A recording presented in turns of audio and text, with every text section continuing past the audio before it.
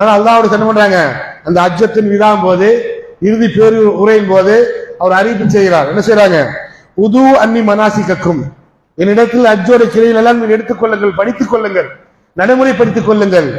காரணம் என்ன தெரியுமா, பாத ஆமீன் ஆதா பி மக்காமின் ஆதா, அடுத்த ஆண்டு உங்களோட இங்கு நின்று நான் உரையாற்றுவேனா என்பது எனக்கு தெரியாது என்று சொல்லி நாசுக்கா சொல்றாங்க. அது மட்டுமல்ல, லஅல்லி லஅல்லக்கும், ஒருவேளை நான் உங்களை சந்திக்காமலே போய்விடலாம் என்று சொல்லி மீண்டும் அல்லாஹ்வுடைய ரசூல் சொன்னாங்க, அந்த மக்களுக்கு சொல்றாங்க. அபூபக்கர் சித்திக்கிறது ஆள ஆரம்பித்தார்கள்.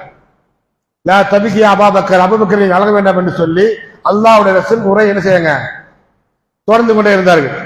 எந்த அளவுக்கு என்று சொன்னால் 23 ஆண்டு காலத்தோட வாழ்க்கையை சுருக்கி என்ன செய்தார்கள், முத்தாய்ப்பாக அந்த ஒரு நாளில் என்ன செஞ்சாங்க, மக்களுக்கு சொன்னார்கள். அது மட்டுமல்ல, மக்களே, வந்த மக்கள் வராத மக்களுக்கு இந்த மார்க்கத்தை எடுத்து சொல்லுங்கள், இந்த செய்தி எடுத்து சொல்லுங்கன்னு சொல்லி அல்லாஹ்வுடைய அறிவிப்பு செய்துவிட்டு என்ன பண்றாங்க, அஜ்ஜி முடித்து போயிடுறாங்க. ஏன்னா வருடா வரும் அஜ்ஜி நடக்கும், அல்லாஹ்வுடைய இருக்க மாட்டார்கள். அது முடிஞ்சு அல்லாஹ்வுடைய போயிடுறாங்க. போய் இருக்கக்கூடிய நேரத்தில் உஹது போர்க்களம், உஹது போர்க்களத்தில் ஒரு 70 சகாபாக்கள் ஷஹீதானார்கள்.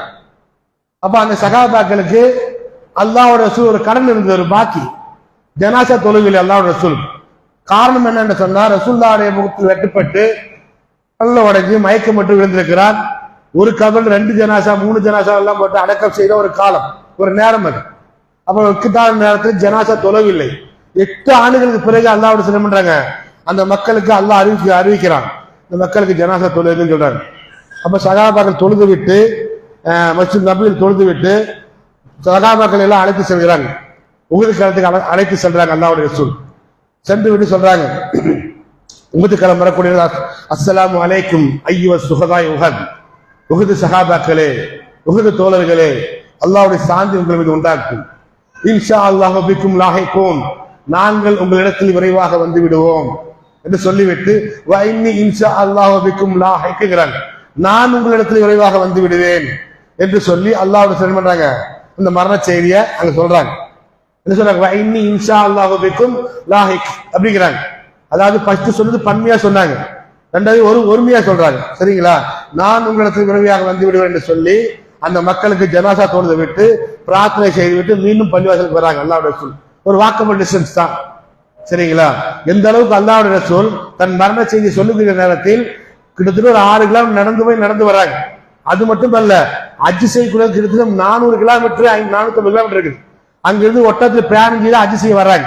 அங்கேயும் மரண செய்தி சொல்றாங்க. திடகாத்திரமாக இருக்காங்க அல்லாஹ்வுடைய ரசூல். ஆனாலும் மரண செய்தியை மக்களுக்கு சொன்னாங்க.